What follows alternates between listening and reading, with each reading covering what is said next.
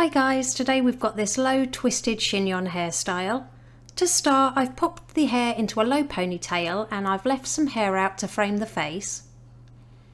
Now taking a topsy tail tool, I'll link where I got this down below. I'm going to pop this through a section of the hair on the right hand side of the ponytail, just a couple of inches above the elastic band.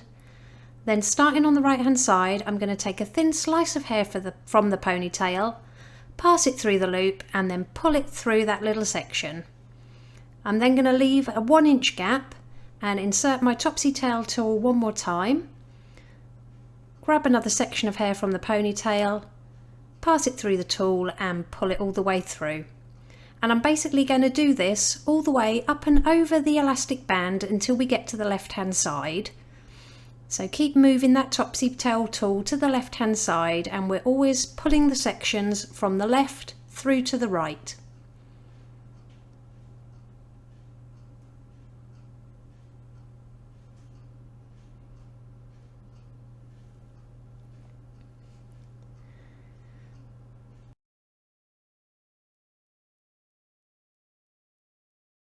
So once you've done that last section, it should look something like this. And all we're going to do is flip those ends back over the chignon.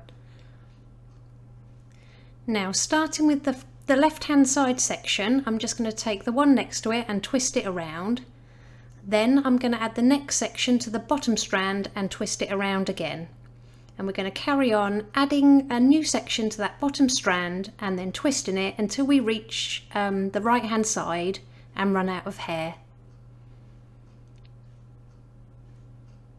Once you've picked up that last section of hair, just keep twisting the hair all the way to the bottom, and then we're just going to secure it with a clear elastic band, making sure we only pull the ends part way through to create a loop.